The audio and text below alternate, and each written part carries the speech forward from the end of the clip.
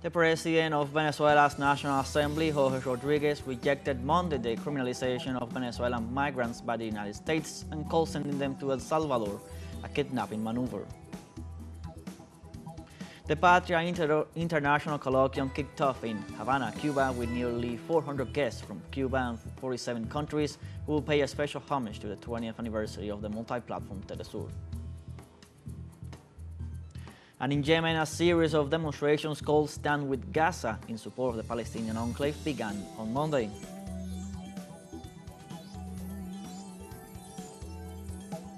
Hello, welcome to From the South. I'm Luis Alberto Matos from the teleSUR studios in Caracas, Venezuela.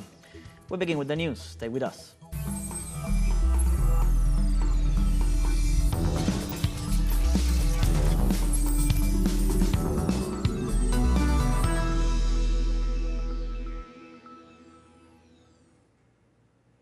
The president of Venezuela's National Assembly, Jorge Rodriguez, rejected Monday the criminalization of Venezuelan migrants by the United States and called sending them to El Salvador a kidnapping maneuver. Rodriguez described the decision as inhumane and denounced that Venezuelan migrants are being humiliated in the United States by taking them away from their workplaces, educational centers, and public places as alleged criminals. Rodriguez also revealed that the Trump administration offered $6,000 to El Salvador for each Venezuelan migrant accepted in that country.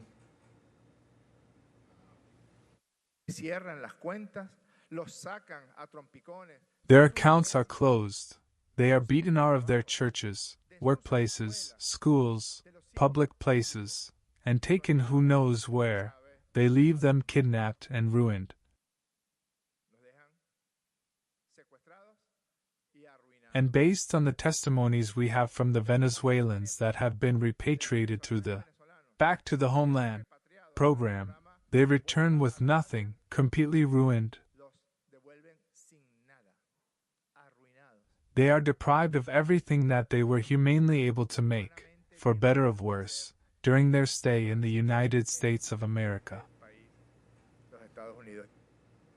Rodriguez also accused the country's far-right and former Deputy Carlos Paparoni of being behind the massive deportations and criminalization of the Venezuelan migrants. That is to say that thanks to you, Maria Corina Machado, Julio Borges, Leopoldo Lopez and Juan Guaido, at this moment Venezuelan women and men are being kidnapped. They are not detaining them, they are kidnapping them and expelling them from the United States of America without complying with any of legal requirements, with any of the provisions set forth by the Conventions on the Rights of Migrants, by the United Nations Charter, and by the Universal Declaration of Human Rights. And in Venezuela, Interior and Justice Minister Diosdado Cabello called for a large rally and a signature drive in defense of Venezuelans abroad. The actions come after the recent kidnappings of Venezuelans perpetrated by the Trump administration. The Venezuelan migrants were transported to concentration camps in El Salvador under false accusations of delinquency. Cabello stated that the leaders of the far-right opposition, led by Maria Corina Machado and Juan Guaido, promoted the campaigns of xenophobia and criminalization of Venezuelans abroad. In this context, the Interior Minister emphasized that on Wednesday, March 19th, signatures will be collected in all Bolivar squares in rejection to the U.S. government's fascism. Motivados muchos de ellos por una gran campaña que se hizo. Many of them were encouraged by a great campaign urging Venezuelans to leave the country for the American dream. It has been duly proven with facts and testimonies that the opposition created a band of coyotes who charged Venezuelans for their journey to the United States. If they only took them to Darien, there was a price. If they took them beyond, there was another price, and so on until they reached the United States. It was a mafia protected, by the way, not by a group of criminals, but by the very government of the United States.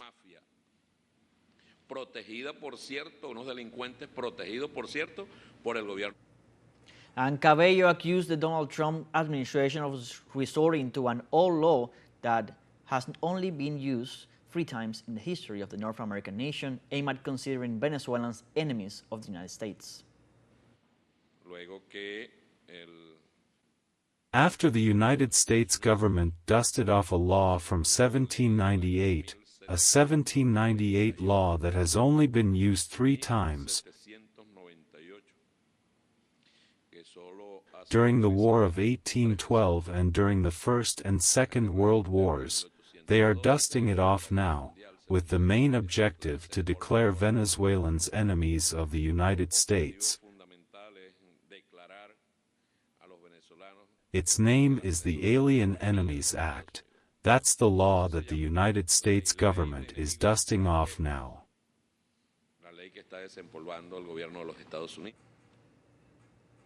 And in this context, Venezuela's Autonomous Institute National Council for the Rights of Children and Adolescents requested that UNICEF make a statement on the vulnerability of migrant children and teenagers in the U.S. This Monday morning, the Institute's president, Anaí Arizmendi, requested that the organization make a statement on what she considered to be the enforcement of a law of war against the civilian population.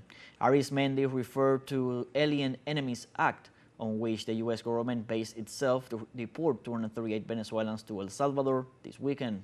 The president of IDENA delivered a communique to the UN organization requesting the deputy representative of UNICEF in Venezuela, Jose Ramon Espinosa, to make a statement regarding the order issued by the Donald Trump's government to detain all Venezuelans who are at least 14 years old without the guarantee of due process. The communique highlights denunciations made by human rights organizations in the U.S., according to which permanent abuses are committed in the detention centers of migrant children.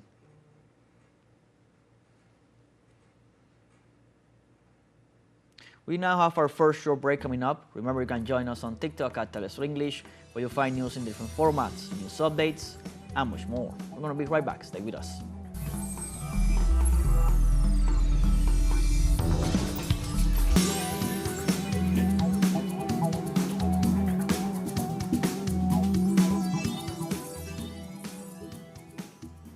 Welcome back. We continue with From the South.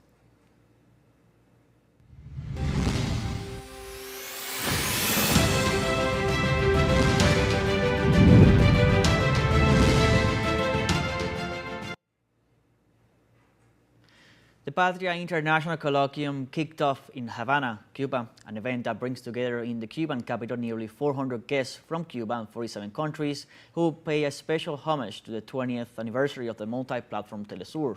With the laying of a wreath to the Julio Antonio Mella monument by the hands of the president of the multi-platform teleSUR, Patricia Villegas, the 4th edition started at the University of Havana, the main venue of this event, under the premise, "We are people weaving to networks." The event will be held from March 17th to March 19th, aiming to explore how power is transformed in an interconnected world. Until Wednesday, attendees will participate in conferences, panels, and workshops to discuss the unprecedented possibilities of social interaction in a context marked by the rise of misinformation, hate speech, and manipulation. During her opening speech at the colloquium, teleSUR's president Patricia Villegas highlighted the need to build a counter-hegemonic agenda with a global impact. Tenemos que hacer una reflexión profunda y dejar de pensarnos competencia. We have to make a profound reflection and stop thinking of ourselves as competitors but as collaborators, and decisively and consciously work on common agendas, to work in dialogical exercises about what is important for the landless workers movement in Brazil, that I see them here, that their struggle agenda be also important for the community newspaper of Jujuy in Argentina, for a Chinese newspaper in Beijing, and of course for a multi-platform such as teleSUR. If we do not understand that we have to do it together, we don't even have the opportunity to wage the battle. We wouldn't even have the opportunity to get into the fabric of that great hegemonic power, which I do not want to talk about because I know that in other spaces of this extraordinary event there will be talks and discussions about how this global ecosystem works today. But we are building and fighting from the South against that undeniable reality, and we can only fight if we understand that we have to do it together.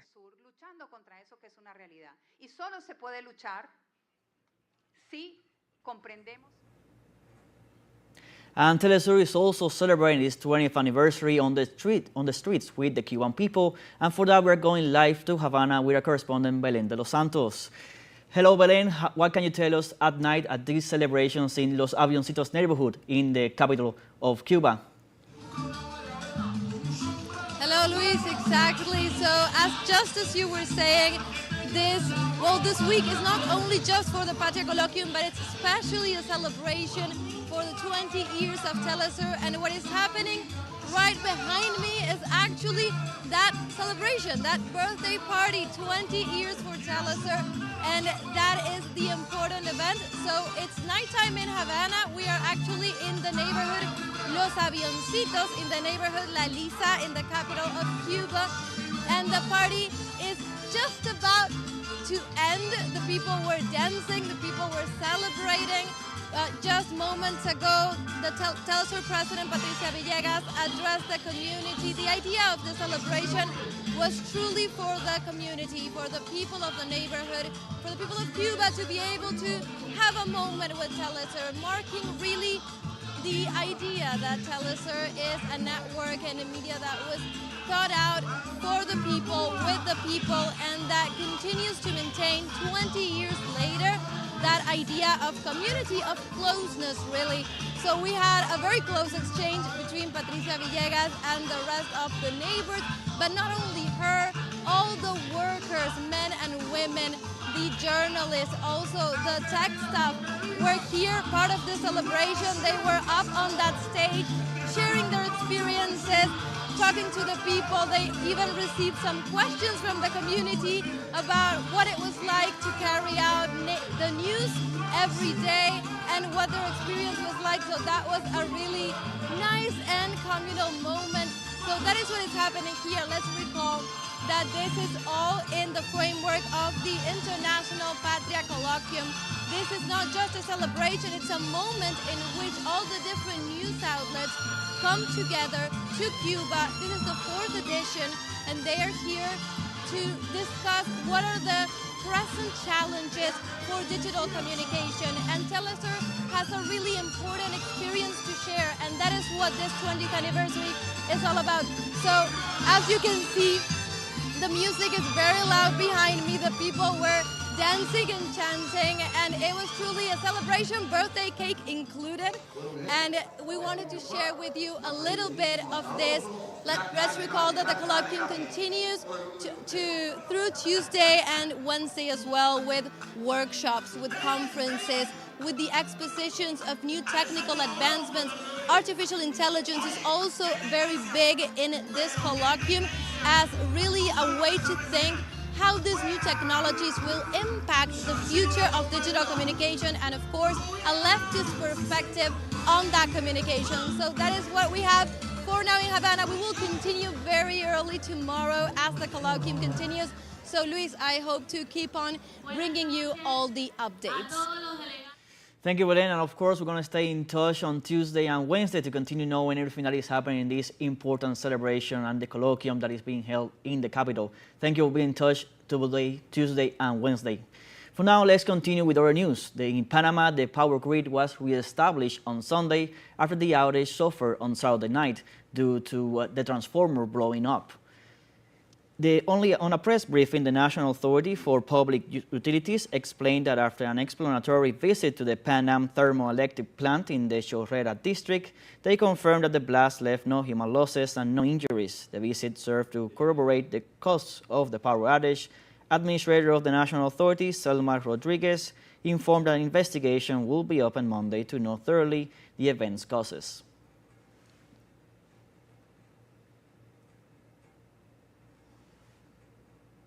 And now we have our second short break coming up. Before we invite you to visit our Facebook page at teleSUR English, there you'll be able to watch our top stories, special live coverage, and much more. Follow our page and activate the notification button to stay up to date on the world's most recent events. We'll be right back.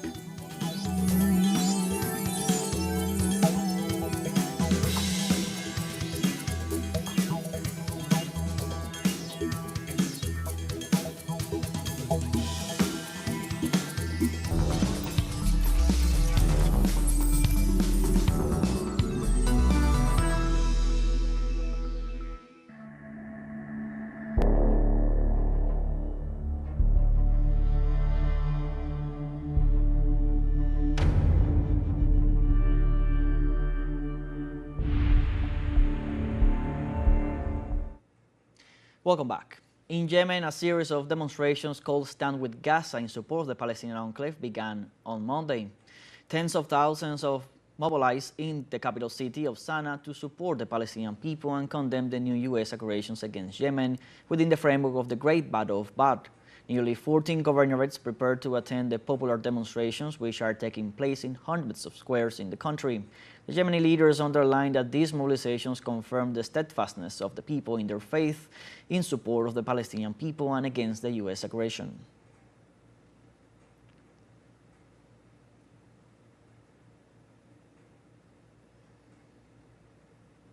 And Venezuela condemned the bombing of Yemen and the escalation of violence in West Asia. In an official communique, the Bolivarian Republic of Venezuela strongly condemns the military intervention of the United States and the United Kingdom in the territory of Yemen, an action that violates the sovereignty of that nation and aggravates the already critical humanitarian situation. These attacks only add more destruction and suffering to the Yemeni people without providing any real solution to the problems facing the region. The current situation of instability in West Asia has as clear origin the occupation and genocide against the Palestinian people.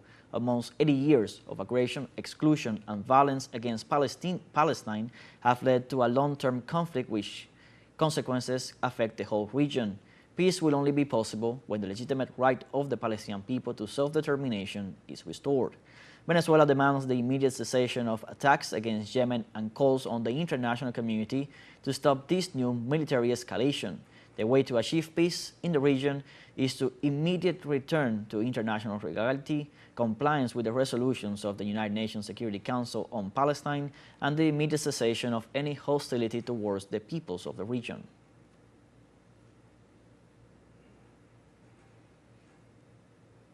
And the Palestinian Health Ministry experts warn of an unprecedented mental health crisis in the enclave due to the occupation's brutal violations. Recently, both Palestinian and Israeli human rights organizations condemned the kidnapping of 2 children by genocidal forces after the murder of their grandmother. Samar Yarb, former head of the ministry's mental health department, says that such incidents are repeated daily and have wreaked havoc on the mental health of Gazans, especially children. The expert says that these scars extend across generations.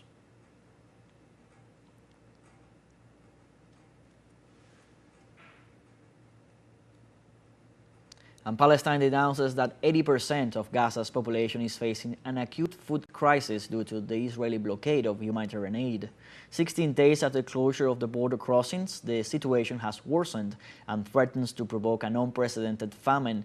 Health authorities claim that most bakeries have closed due to the lack of supplies and drinking water, affecting almost the entire Gazan population. They warn that Israel's interruption of energy and fuel supplies will worsen the functioning of essential services and facilities in the Palestinian territories.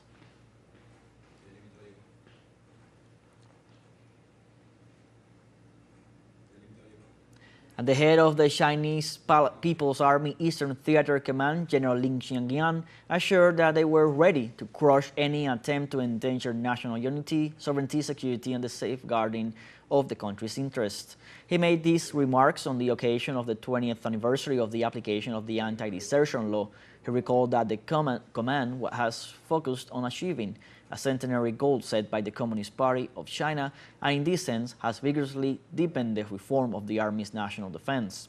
The senior official was responding to remarks made by the leader of the Chinese island of Taiwan, who reminded him that if he persisted in his separatist ideas, he would be met with the full force of the command and the support of the Chinese people.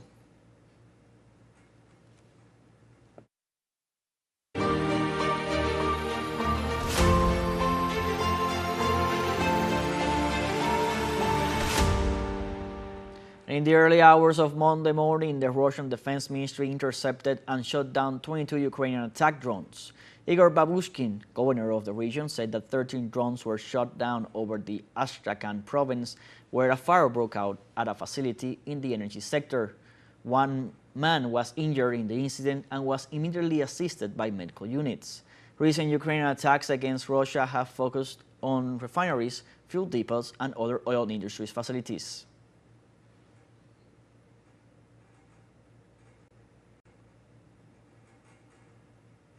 And Russian authorities announced that Ukraine lost more than 68,000 soldiers in military operation in Kursk. The Ministry of Defense informed that in the last 24 hours, the Russian army eliminated more than 280 Ukrainian servicemen and destroyed military tanks, infantry, fighting vehicles, and armored personnel carriers. He also said that Ukraine lost 396 tanks, 319 infantry fighting vehicles, 2,200 armored fighting vehicles, 560 artillery vehicles, and 52 launchers of multiple rocket launcher systems. The Russian Ministry of Defense announced the liberation of the city of Sutsa, Kursk region, the largest locality occupied by Ukraine, in August 2024 during an offensive.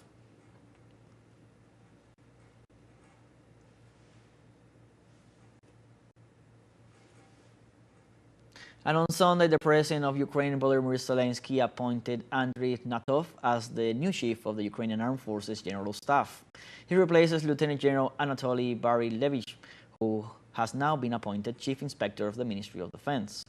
For his part, Defense Minister Rustem Umerov explained that this restructuring aims to improve the combat effectiveness of the armed forces. The new chief has served as commander of the Joint Forces and was also the commander of the Eastern Front.